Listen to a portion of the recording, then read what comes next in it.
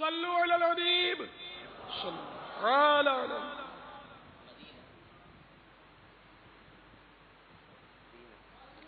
مدینہ. امیر اہل سنت کی بارگاہ میں عرض ہے کہ علم غیب کسے کہتے ہیں، اس کی تعریف کیا ہے، اس کو بھی وضاحت فرما دیں اس کے بارے میں. دراصل علم غیب جو ہے نا، اب جیسے الٹرا ساؤنڈ سے معلوم کر لیا، ایکس رے مشین کے ذریعے وہ پتہ لگا لیا کہ اس کو ٹی بی ہے تو فلاں حصے کی ٹی بی ہے، تو اسی طرح مختلف ٹیسٹ کر کے معلومات کر لیا. تو یہ ایسے ذرائع ہیں کہ ان ذرائع سے جو معلومات حاصل ہوتی ہے اس کو علم غیب نہیں کہتے. یہ ایک شرعی اصطلاح ہے علم غیب.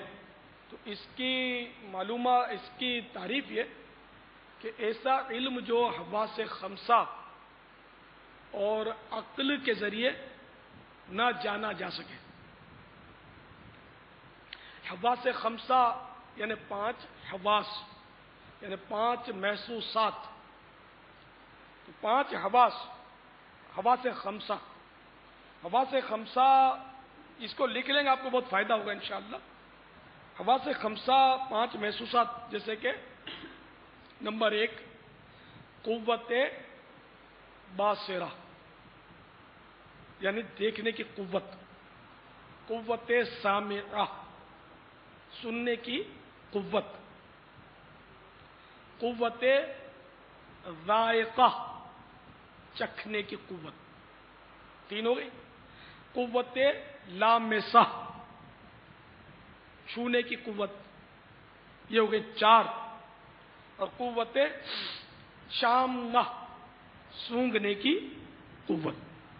تو ان 5 قوتوں کے ذریعے اور عقل سے جو نہ جانا جا سکے وہ ہے علم غیب.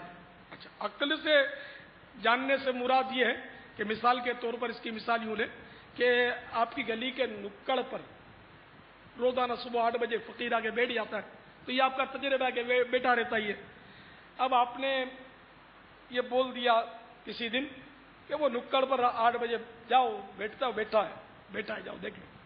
اور وہ بیٹھا ہے، اتفاق کسی نے جا کے دیکھا. تو علم غیب نہیں ہوا کہ آپ نے اپنی عقل سے اٹکل پچو سے آپ نے کہہ دیا کہ وہ روز بیٹھا ہے تو آج بھی بیٹھا ہے جاؤ. تو اس کی اور بھی بہت ساری مثالیں ہو سکتی ہیں. بچہ بہت شرارتی ہے آپ کا، لیکن ایک دن ایسا آتا ہے کہ بارہ ایسا ہوتا ہے کہ بچہ شریف ہو جاتا ہے.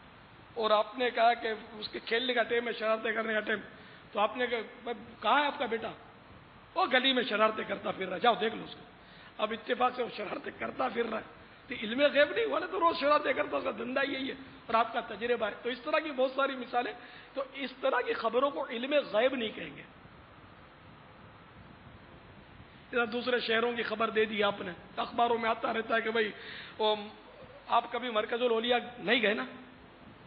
اچھا، مگر وہاں کسی نے کہہ دیا بھائی مرکز الاولیاء میں آپ کو یہ سنا کر آپ نے کہہ دیا بھائی وہ فلاں جگہ پر مینار پاکستان بنا ہوا ہے، فلاں جگہ پر ہے.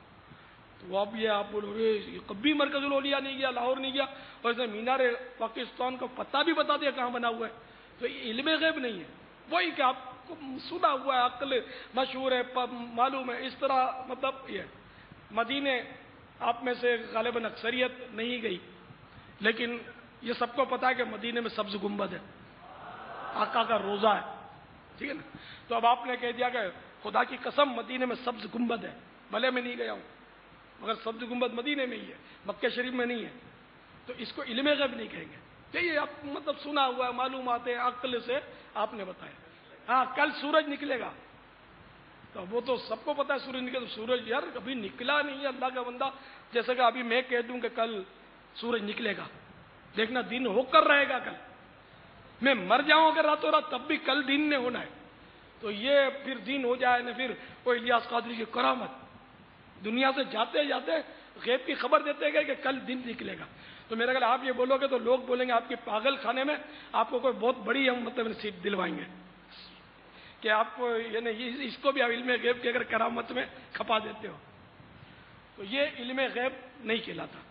علم غیب وہی ہے جو حواس خمسہ سے نہ پہچانا نہ جا سکے اور عقل سے نہ جانا جا سکے. یہ انشاءاللہ تعریف یاد رکھو گے تو بہت سارے مواقع پر آپ کو کام دے گی انشاءاللہ. واللہ تعالی اعلم ورسولہ اعلم عز وجل وصلی اللہ تعالی علیہ وآلہ وسلم. صلوا علی الحبیب صلی اللہ تعالی علی محمد. السلام علیکم ورحمۃ اللہ وبرکاتہ. میرا نام فضل الدین اتواری ہے. میں کوئٹہ سے بات کر رہا ہوں. میرا سوال باپا جان سے یہ ہے کہ بعض لوگ کہتے ہیں اللہ اوپر ہے، ان کے بارے میں کیا حکم شرعی ہے؟ کوئٹہ کے سے بھائی فضل الدین، انہوں نے یہ سوال پوچھا ہے کہ کہا جاتا ہے اللہ عز و جل کی ذات اوپر ہے، یہ بولنا کیسا؟ تو میں آپ کو دعوت اسلامی کے اشاعتی ادارے مکتبۃ المدینہ کی کتاب کفریہ کلمات کے بارے میں سوالات و جوابات، سوال و جواب کے صفحہ نمبر 109 سے شروع ہونے والا سوال اور جواب سناتا ہوں. سوال: اللہ عز و جل کی ذات کے لیے اوپر والا بولنا کیسا ہے؟ جواب: اللہ تبارک و تعالی کی ذات کے لیے لفظ اوپر والا بولنا کفر ہے کہ اس لفظ سے اس کے لیے جہت یعنی سمت کا ثبوت ہوتا ہے. تو اللہ تعالیٰ ڈائریکشن سے پاک ہے، تو اللہ کو اگر کہا کہ یہ اوپر ہے تو یہ اللہ تعالیٰ کے لیے ایک ڈائریکشن آپ نے فکس کی کہ وہ اوپر ہے. تو اس کی ذات جو ہے وہ جہت یعنی سمت یعنی ڈائریکشن سے پاک ہے.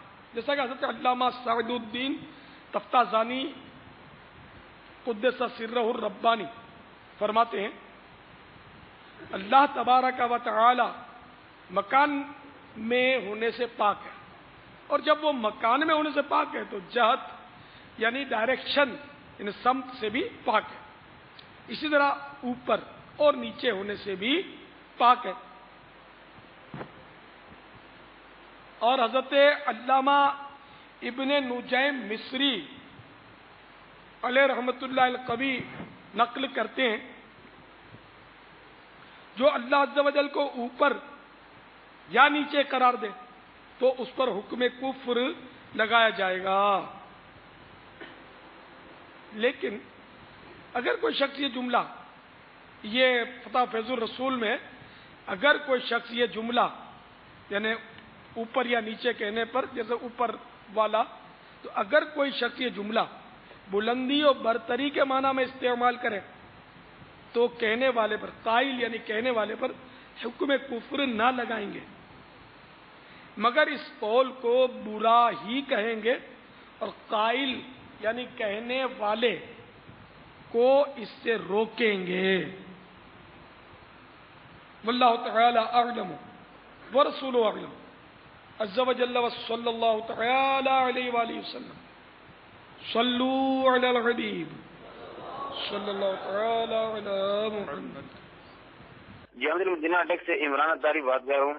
امیر سنت کی برگاہ سے یہ ایک سوال پوچھنا تھا.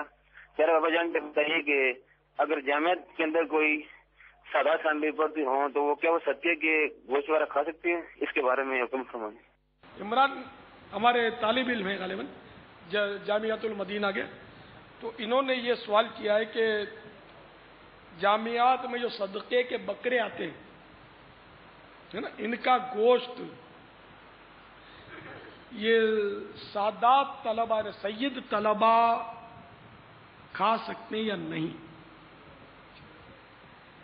اس میں تھوڑی تفصیل ہے. دراصل یہ جیسے صدقات واجبہ،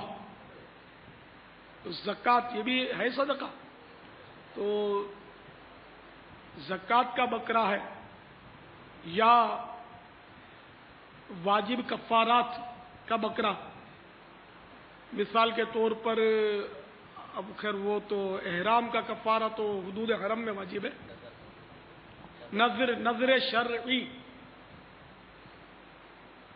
نظر شرعی کا بکرا، اب بکرا ہو، غلہ ہو، رقم ہو، جو بھی ہو،